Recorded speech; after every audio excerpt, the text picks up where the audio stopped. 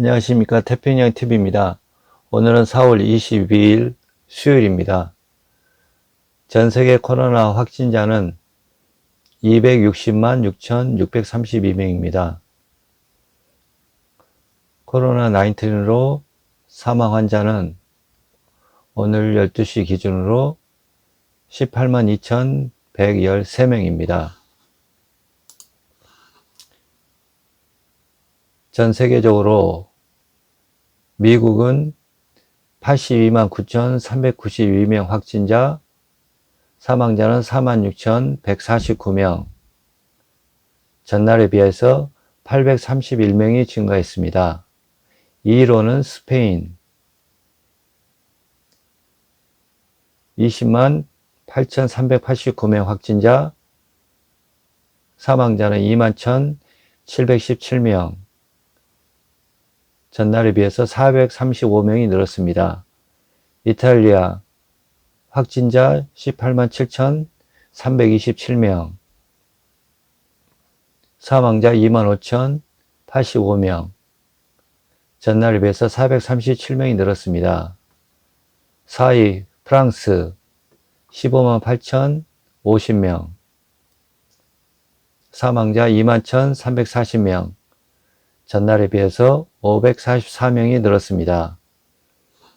5위 독일 확진자 14만 9,401명, 사망자 5,165명, 전날에 비해서 79명이 늘었습니다.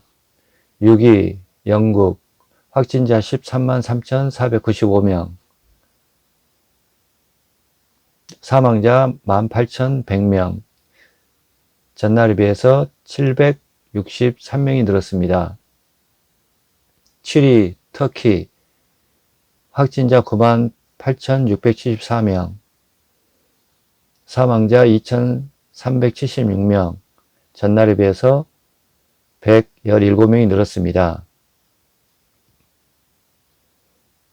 8위 이란 확진자 8만 5,996명, 사망자 5,391명, 전날에 비해서 94명이 늘었습니다. 9위 중국 확진자 8만 2,788명, 사망자 4,632명, 전날에 비해서 아직 통계가 올라오지 않았습니다. 10위 러시아 확진자 5만 7,999명, 사망자 513명, 전날에 비해서 57명이 늘었습니다. 오늘 첫 번째 뉴스로는 트럼프 대통령 영주권 발급 전면 중단 선언했다는 기사를 여러분에게 전해드리겠습니다.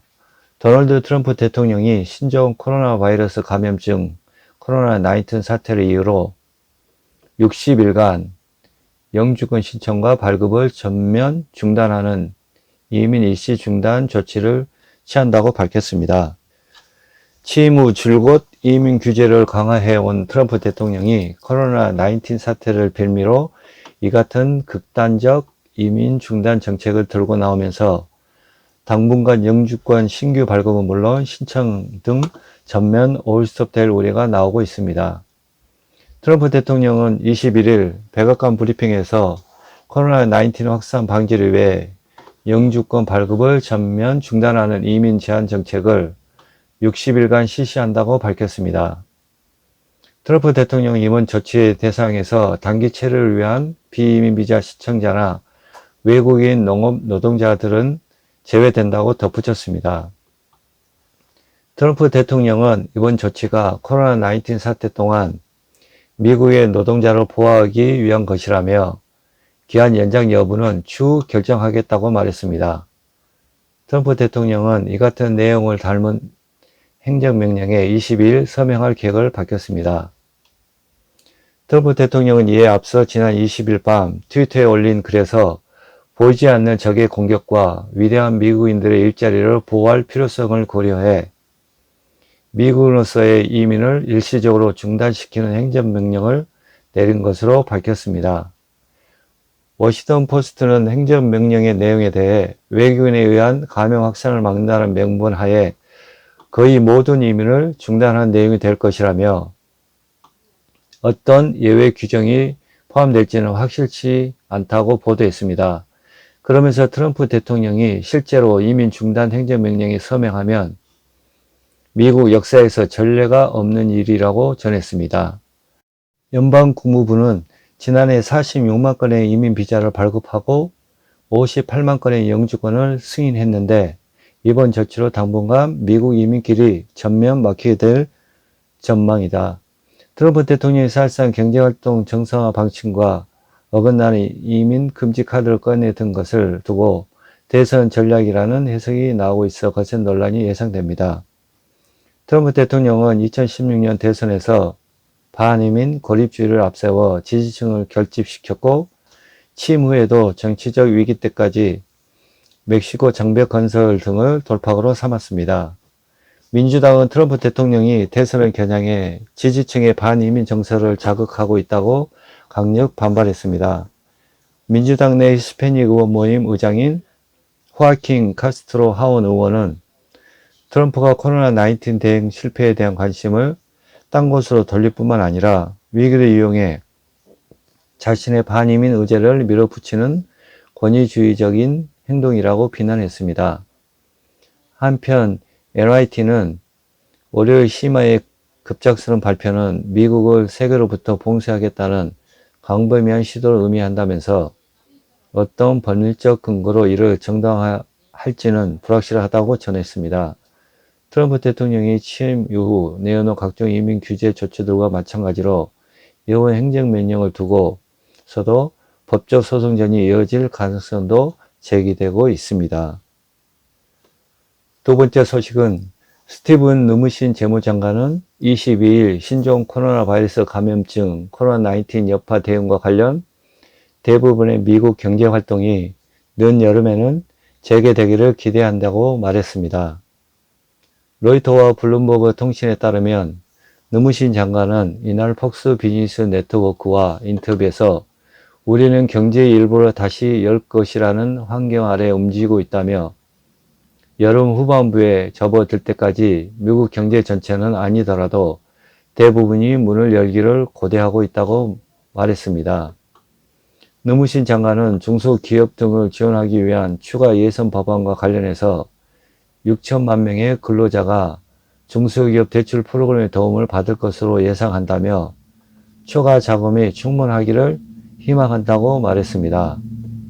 그런 추가 대출 프로그램에 따라 대형 은행들이 신속하게 중소기업에 자금을 제공할 것이라고 말했습니다. 그런 낮은 금리로 인해 추가적인 채무 비용 부담은 낮다고 설명했습니다.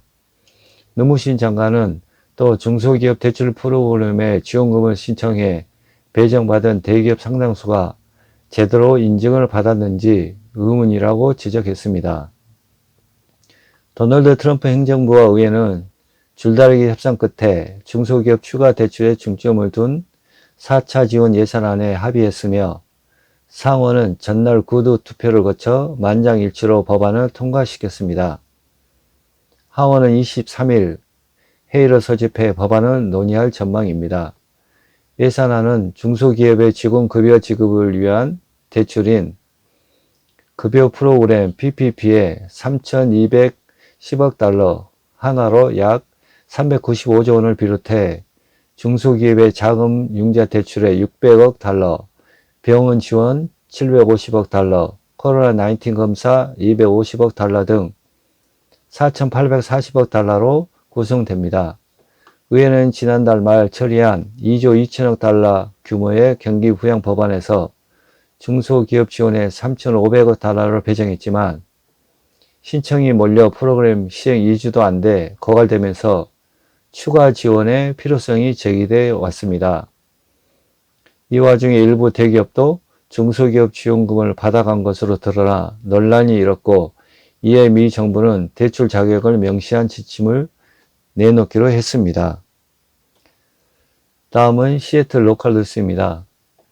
워싱턴 정부가 신종 코로나 바이러스 감염증 코로나19 사태와 관련해 오늘 6월 14일까지 렌트를 내지 못한 세입자의 퇴거를 금지하도록 행정명령을 내린 가운데 이를 어긴 임대업자가 처음으로 고소를 당했습니다. 밥 퍼거슨 주 법무부 장관은 20일 제2인슬리 주지사의 퇴거 금지령을 무시한 채 14명의 입주자들에게 퇴거 조치를 내린 임대업체 JRK 레지던셜 그룹 INC를 피어스 카운티 법원에 제소했다고 밝혔습니다. 퍼거슨 장관은 이 업체가 워싱턴주 소비자 보호법을 위반한 혐의라고 설명했습니다. 이 업체는 타코메에서 700개 유닛의 더 볼더스 앳 퓨짓 사운드라는 아파트를 보유하고 있습니다. 이 업체는 입주민들이 렌트비를 내지 못하자 아파트에서 나가도록 조치를 했던 것으로 파악됐습니다. 워싱턴주에서는 제2인슬 주지사가 코로나 바이러스가 확산되고 이로 인해 해고를 당해 렌트를 내지 못하는 주민들이 늘어날 것을 우려해 현재 퇴거 금지령을 발령한 상태입니다. 퍼거슨 법무장관은 고소장에서 퇴거당한 14가구의 보상금을 지급하는 한편 JRK 그룹이 향후 이 같은 위법행위를 더 이상 저지르지 못하도록 상응하는 벌금을 부과해 줄 것을 법원에 요청했습니다.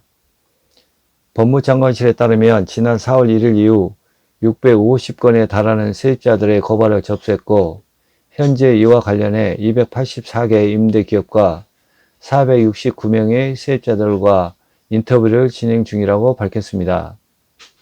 워싱턴주는 이처럼 퇴거 금지 위반 업체에 대한 고소는 물론 코로나 사태로 인해 빚어지고 있는 일반 주민들의 불안 상황에 대해서도 해당 업체에 대해 강력 대응한다는 방침입니다. 주 법무장관실은 현재 체육관이나 헬스장 등이 코로나 사태로 인해 문을 닫고 있으면서도 회원들의 회비를 받고 있거나 회원 해지를 어렵게 하고 있다면서 회원 가입 취소를 쉽게 할 수 있도록 조치를 취하고 있다고 설명했습니다. 법무장관실은 또한 최근 코로나 사태에서 인기를 끌고 있는 온라인 화상 미팅 앱인 줌이 이용자들에게 편법적으로 요금을 부과하고 있다는 불만이 많이 접수돼 이에 대한 시정을 해당 기업에 요구하고 있다고 설명했습니다. 오늘도 시청해 주신 여러분 감사드립니다. 구독, 좋아요, 알람 설정은 저에게 큰 힘이 됩니다. 감사합니다. 좋은 하루 되세요.